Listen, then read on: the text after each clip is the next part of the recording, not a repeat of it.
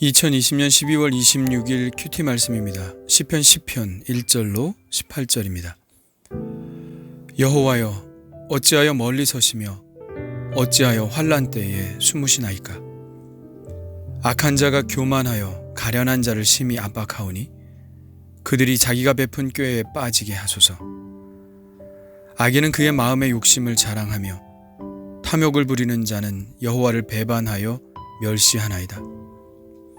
악인은 그의 교만한 얼굴로 말하기를 여호와께서 이를 감찰하지 아니하신다 하며 그의 모든 사상에 하나님이 없다 하나이다. 그의 길은 언제든지 견고하고 주의 심판은 높아서 그에게 미치지 못하오니 그는 그의 모든 대적들을 멸시하며 그의 마음에 이르기를 나는 흔들리지 아니하며 대대로 환난을 당하지 아니하리라 하나이다. 그의 입에는 저주와 거짓과 포악이 충만하며 그의 혀 밑에는 잔해와 죄악이 있나이다. 그가 마을 구석진 곳에 앉으며 그 은밀한 곳에서 무죄한 자를 죽이며 그의 눈은 가련한 자를 엿보나이다. 사자가 자기의 굴에 엎드림같이 그가 은밀한 곳에 엎드려 가난한 자를 잡으려고 기다리며 자기 그물을 끌어당겨 가련한 자를 잡나이다. 그가 굽으려 엎드리니 그의 포악으로 말미암아 가련한 자들이 넘어지나이다. 그가 그의 마음에 이르기를 하나님이 잊으셨고 그의 얼굴을 가리셨으니 영원히 보지 아니하시리라 하나이다. 여호와여, 일어나옵소서. 하나님이여, 손을 드옵소서. 가난한 자들을 잊지 마옵소서. 어찌하여 악인이 하나님을 멸시하여 그의 마음에 이르기를 주는 감찰하지 아니하리라 하나이까. 주께서는 보셨나이다. 주는 재앙과 원한을 감찰하시고 주의 손으로 갚으려 하시오니 외로운 자가 주를 의지하나이다. 주는 벌써부터 고아를 도우시는 이시니이다. 악인의 팔을 꺾으소서. 악한 자의 악을 더 이상 찾아낼 수 없을 때까지 찾으소서. 여호와께서는 영원 무궁하도록 왕이시니 이방 나라들이 주의 땅에서 멸망하였나이다. 여호와여, 주는 겸손한 자의 소원을 들으셨사오니 그들의 마음을 준비하시며 귀를 기울여 들으시고 고아와 압제당하는 자를 위하여 심판하사 세상에 속한 자가 다시는 위협하지 못하게 하시리이다. 아멘. 시편 10편은 시편 9편과 본래 하나의 시편입니다. 히브리어 자음이 알파벳 순서대로 매 연의 첫 글자를 장식하는 알파벳 시편이죠. 9장 1절에서 시작된 알파벳의 첫 자음은 10장 18절에서 마지막 자음으로 끝납니다. 같은 시편이니 주제도 같겠죠. 악한 자들에게서 구원해 달라는 내용입니다. 지금의 상황은 악한 자들이 판을 치는 세상입니다. 그런 상황들을 알 수 있게 해주는 구절들을 보자면 이렇습니다. 2절, 악한 자가 교만하여 가련한 자를 심히 압박하오니. 8절에서 10절, 그가 마을 구석진 곳에 앉으며 그 은밀한 곳에서 무죄한 자를 죽이며 그의 눈은 가련한 자를 엿보나이다. 사자가 자기의 굴에 엎드림같이 그가 은밀한 곳에 엎드려 가련한 자를 잡으려고 기다리며 자기 그물을 끌어당겨 가련한 자를 잡나이다. 그가 굽으려 엎드리니 그의 포악으로 말미암아 가련한 자들이 넘어지나이다. 18절에서도 볼 수 있죠. 고아와 압제당하는 자를 위하여 심판하사 세상에 속한 자가 다시는 위협하지 못하게 하시리이다. 악인들이 판을 치는 세상입니다. 그들의 공격 대상은 가련한 자, 무죄한 자, 가난한 자, 고아와 압제당하는 자들입니다. 그들은 사회적 약자들이죠. 그러나 악인들이 그들을 괴롭혀도 그들을 도울 사람이 아무도 없습니다. 그들은 강하고 그들에게 맞설 용기가 있는 사람들이 없기 때문입니다. 그들은 권력을 잡았고 자기들이 지닌 권력을 마음껏 휘두르며 가련한 자들을 먹이 삼아 자신들의 욕심을 채우고 있습니다. 우리는 악인들을 바라보면서 이런 의문을 갖습니다. 그들은 양심이 없을까? 그들은 어떤 가책 같은 것을 느끼지 않나? 예, 우리는 당연히 그런 의문을 갖게 되죠. 그러면 정말 그들에게는 양심이 없을까요? 그렇게 태어났을까요? 정말 그럴까요? 여기에 동의하시는 분들은 그렇게 많지 않을 겁니다. 양심이 없는 사람이 어디 있겠습니까? 누구나 같은 양심을 가지고 태어납니다. 그렇다면 그들은 왜 다른 사람들이 느끼는 양심의 가책을 느끼지 못하고 그렇게 악을 행하는 것일까요? 그것은 그들의 커진 욕심이 양심을 억누르기 때문입니다. 양심과 욕심은 서로 반비례 관계에 있죠. 양심이 커지면 욕심은 줄어들고 욕심이 커지면 양심이 줄어듭니다. 한번 잘 생각해 보십시오. 우리 안에 어떤 것에 대한 욕심이 생기면 양심의 소리는 잠시 접어두려고 하지 않습니까? 이것은 악인들에게만 일어나는 일이 아닙니다. 내 안에서 오늘도 끊임없이 일어나는 일이죠. 우리는 우리 안에 있는 양심을 억누르기 위해 어떤 방법을 쓰고 있나요? 자기 합리화. 예, 우리가 잘 쓰는 방법입니다. 양심의 소리를 달래기 위해 우리가 쓰는 방식이 바로 내가 그 악을 행할 수밖에 없는 이유를 찾는 것입니다. 우리 안에 자기 합리화라는 것이 세팅이 되고 나면 우리는 악을 행하는데 거침이 없습니다. 오히려 내가 하는 이 일이 좋은 일을 하는 것이라고 생각하죠. 완전히 자기 기만의 늪으로 빠지는 것입니다.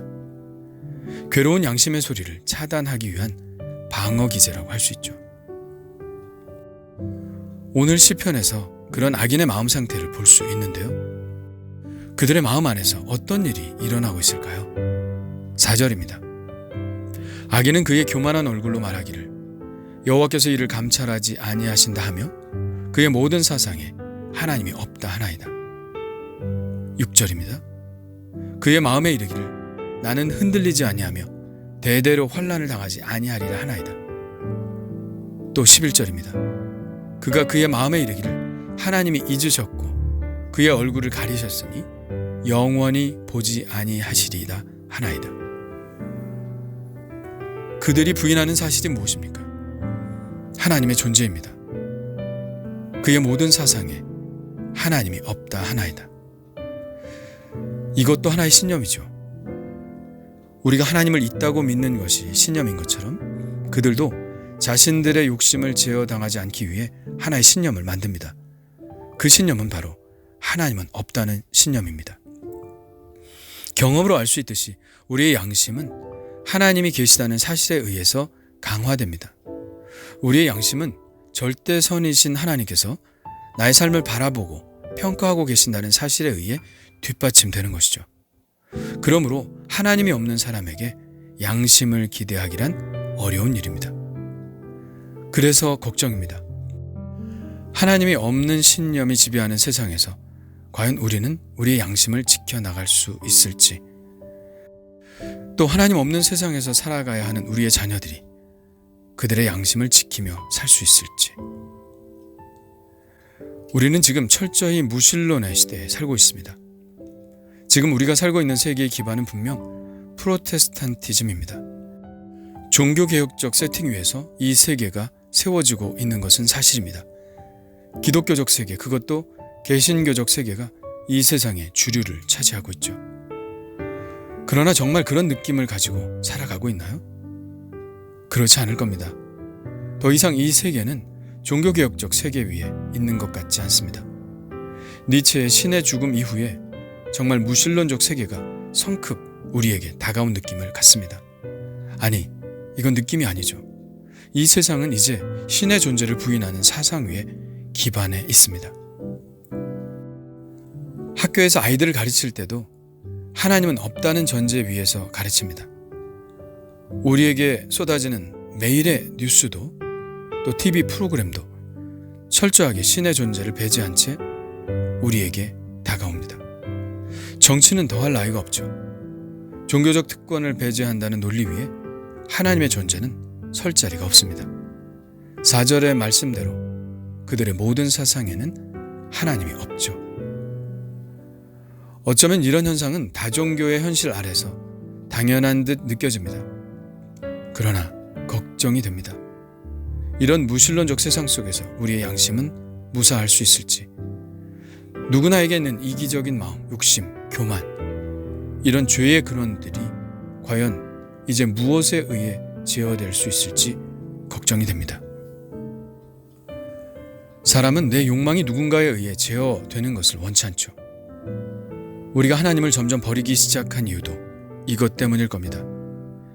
내게 어떤 욕망이 있는데 뭔가 고려해야 할 것이 있다면 복잡해지죠.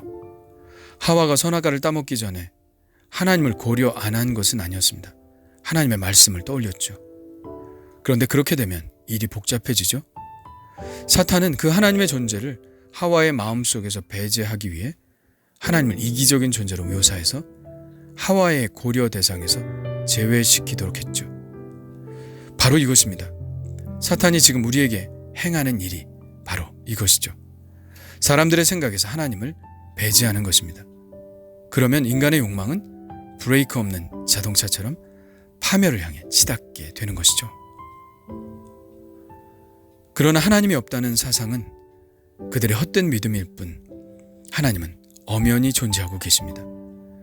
그들이 그렇게 외치기 이전부터 하나님은 존재하셨고, 그들이 그렇게 외치다 죽고 그렇게 수천 수만 번 죽어도 하나님은 여전히 존재하실 것입니다. 그러므로 하나님이 없다는 사상은 그저 자신의 욕망과 악을 실현하기 위한 자기 합리화에 지나지 않는 것이죠. 오늘 말씀은 분명히 우리에게 전합니다. 그들의 헛된 기대와는 달리 하나님은 살아계시고 압제당하는 자들을 위해 일어나십니다. 가난한 자들을 잊지 않으십니다. 하나님은 인간 세상에서 일어나는 모든 악한 일들을 보시고 감찰하시고 그대로 갚으시는 분입니다. 하나님은 악인의 팔을 꺾으시고 끝까지 찾아내시어 심판하시는 분입니다. 하나님은 겸손한 자의 소원을 들으시고 그들의 마음을 견고하게 하시며 귀를 기울여 들으시는 분입니다. 하나님은 고아와 압제당하는 자를 위해 심판하시는 분이시며 하나님과 반대편에 서 있는 자가 다시는 그들을 위협하지 못하게 하실 것입니다. 오늘 말씀을 보면 세상에서 가장 어리석은 사람이 하나님이 없다는 사람인 것을 깨닫습니다. 그들은 이 세상이 자기들의 세상인 것처럼 자랑하지만 하나님의 공의는 그들을 반드시 심판할 것입니다. 반대로 세상에서 가장 근본이 되는 지식이 바로 하나님의 존재를 인정하는 것이라 믿습니다.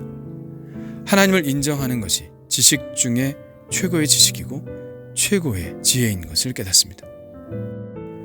오늘도 살아계시는 하나님을 인정하고 그 하나님을 저의 양심에 모시고 살아가기를 원합니다. 주님 감사합니다. 악인이 판을 치는 세상 같아도 하나님이 계시다는 엄연한 사실에 희망을 겁니다. 악인을 멸하시고 가련한 자를 일으켜 주실 줄 믿습니다.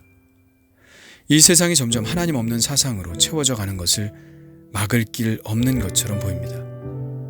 그러나 희망을 잃지 않게 하시고 믿는 우리들이 그들의 불신의 믿음보다 더 큰 믿음을 가지고 이 세계를 지켜나가게 하여 주옵소서. 의인이 없어 멸망당하는 소돔과 고모라가 되지 않게 하시고 하나님을 인정하는 사람들이 이 세상에 더 많아지게 하옵소서. 예수님의 이름으로 기도합니다. 아멘.